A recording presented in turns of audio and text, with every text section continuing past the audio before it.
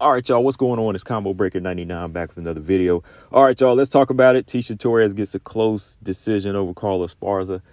I had to watch this one again because y'all know how I feel about close fights. Look, close fights like this one, if it's close and both fighters didn't close strong, there's no one to blame but the fighters. You know, there's really nobody to blame but the fighters. I didn't really see a robbery, in the second go round.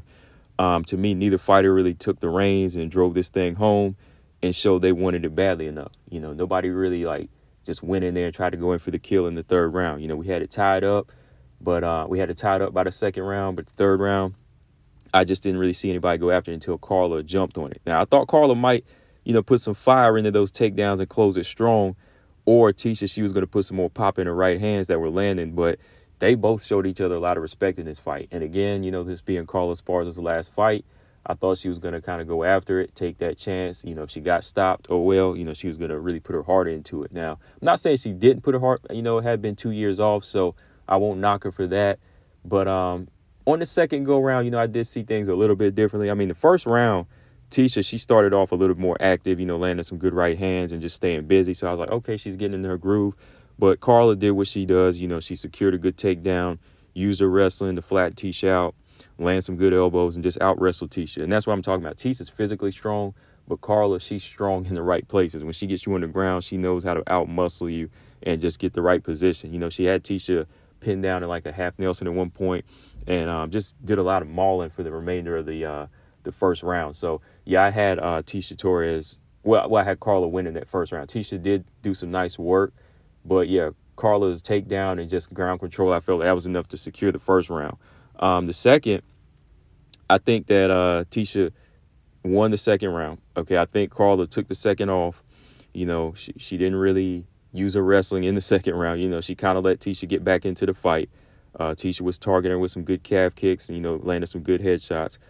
Carla did land some solid shots of her own. She did start to pick up the pace with her own right hand, which I knew she would. But this is the pace that Tecia wanted.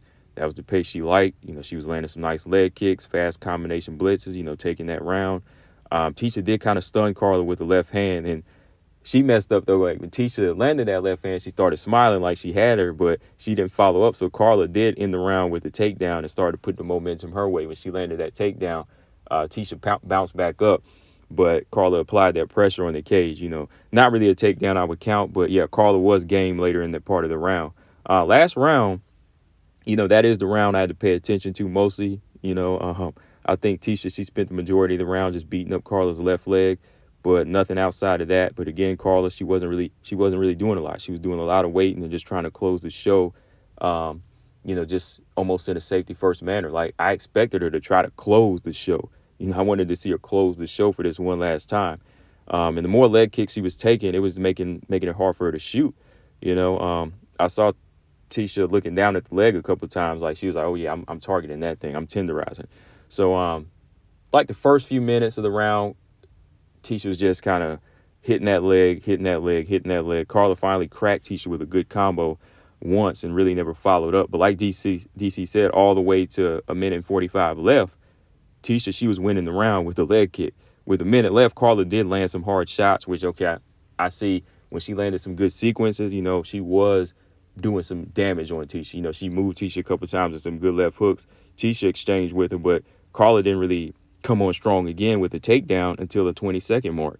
Until that 20-second mark, she finally got a takedown. Then she went hard. Then she went hard with some vicious shots. And so on to the second look, I could say, okay, Carla did get that round, but I can see where Carla kind of drug it out. And damage-wise, Tecia might have won the fight, off of that damaged leg.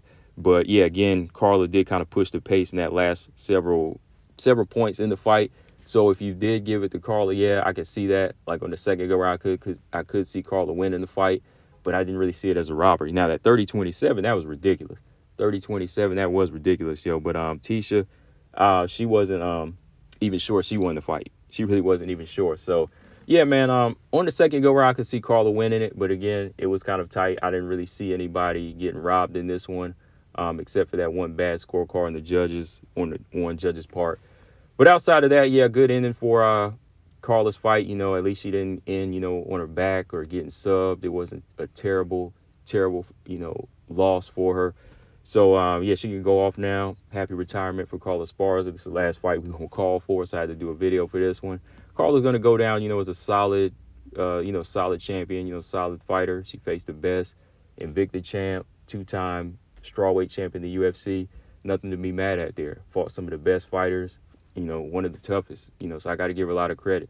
She made up for a lot of, she made up for a lot from being small in the division. She hurt a lot of girls. Got a lot of respect in there. So, yeah, happy retirement for Carla Esparza. For Tecia, I don't know, man. I don't know if she makes it to the top 5 or, gets a title shot from here. She's still tough, but not really a threat to some of the bigger evolved girls now. You know what I mean? I can still see a lot of holes in her game there. Like some of the prospects I can see winning against her. I can just see some of the prospects with a little bit more power, or some of the bigger prospects, the long jabs, or even really good wrestling, even really good wrestlers, that kind of have wrestling styles like Carla, that are a little bit bigger.